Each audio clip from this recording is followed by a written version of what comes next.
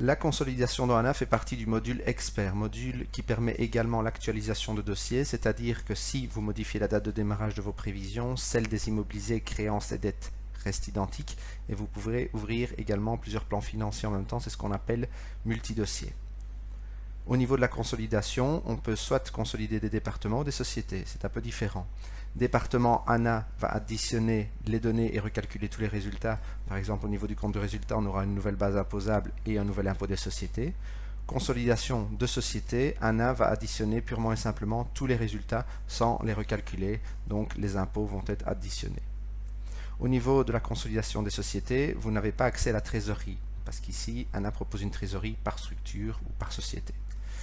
Une règle commune au niveau de la consolidation, c'est qu'il faut avoir des plans financiers qui démarrent au même moment pour la même durée. On va voir par la suite les deux types de consolidation.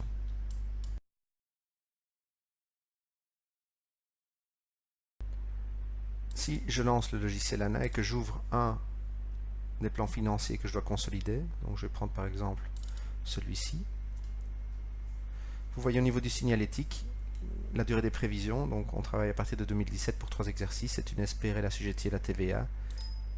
Je valide, pardon, et si je mets ici TVA, je vois que je suis en assujetti trimestriel, déclaration trimestrielle. Donc je peux refermer ici l'application. Si je rentre maintenant dans le logiciel, il faut que je demande un nouveau plan financier, qui sera en fait le plan financier consolidé. Je vais l'appeler Conso. La durée, je vais reprendre janvier 2017 sur 3 exercices. Ce sera une SPRL assujettie à la TVA, création, je valide. Je vais l'appeler Conso. Vous voyez bien que je le mets sur le même pied d'égalité que mes différents plans financiers. Et j'enregistre.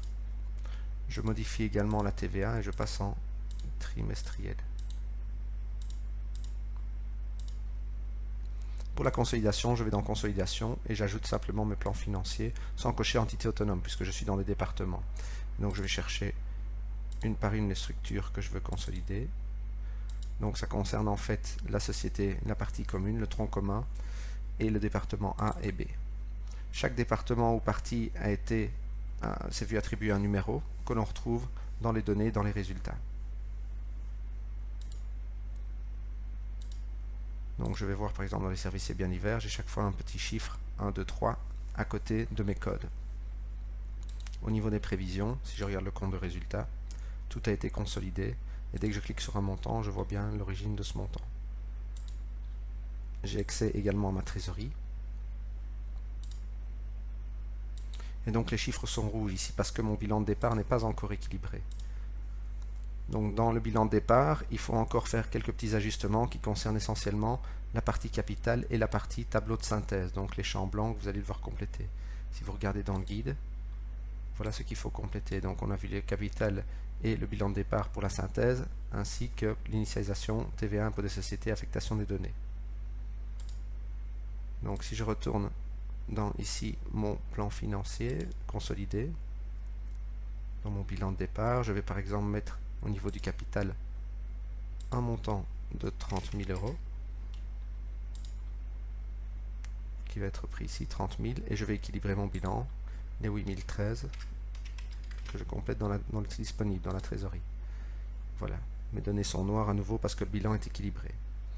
Si vous avez quelques modifications à apporter, vous pouvez le faire par les différents départements. Par exemple, si vous allez dans le département ici, vente chaussures à roulettes, et que je change et que je l'appelle ABC, ça se répercute automatiquement dans la consolidation ABC. Et donc si vous enregistrez, il vous demande si vous voulez également enregistrer les modifications sur les entités. Je mets oui. Donc pour éviter d'apporter des modifications non voulues au niveau des entités, on vous conseille de les enregistrer à un autre endroit et de ne plus y toucher par après.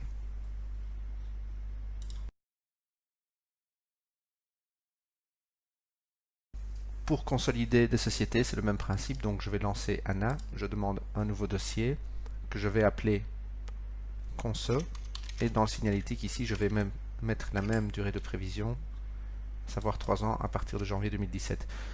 La forme juridique importe peu, tout comme la périodicité de la déclaration TVA. Donc je peux déjà faire ici valider. Je vais enregistrer mon fichier, mon plan financier consolidé ici, sur le même pied que mes sociétés consolidées. Et quand je vais dans l'accueil consolidation, je coche entité autonome et je vais rechercher simplement les sociétés que je souhaite consolider. Voilà, j'ai été vite, j'avais un petit message, je vous le montre ici. Anna nous avertit que la forme juridique et la périodicité de la TVA n'est pas identique, mais on peut vérifier ou mettre OK, OK parce que ça importe peu ici. Je quitte. Donc on a tout consolidé. Attention qu'au niveau de l'accueil et de la fiscalité, on n'a pas accès aux infos. Au niveau des données, on n'a pas accès au capital et au bilan de départ. Et au niveau des prévisions, la rentabilité et la trésorerie ne sont pas consolidées. Donc si vous voulez apporter des modifications, il est conseillé de créer un nouveau plan financier de la même durée qui sera consolidé, dans lequel vous apportez vos modifications. Au niveau des bilans, par contre, on a vraiment une égalité puisque tout a été purement additionné. On a bien 77 200 et 77 200 au niveau des bilans pour les bilans de départ. Donc par exemple, les capitaux ont été simplement additionnés. Au niveau des comptes de résultats, on trouve aussi ici une addition. Et quand on clique sur le drill down, on a accès aux détails avec le petit numéro en parenthèse. Si vous voulez apporter des modifications, vous les apportez dans les fichiers distincts et on verra l'impact. Donc je peux encore refaire un exemple. Si je vais ici dans mes approvisionnements, le 2, je vais l'appeler achat ABC. Si je retourne dans mon fichier consolidé, par exemple dans mes prévisions, le compte de résultat, si je clique sur mes approvisionnements, je vois bien achat ABC. Donc on travaille toujours sur les sociétés à la base. Alors petite astuce aussi, au niveau de la partie suivi, on fait toujours un suivi dans les entités autonomes. Donc pas dans la partie consolidée, mais dans les différentes sociétés. Voilà, plus d'infos par téléphone ou sur notre site internet.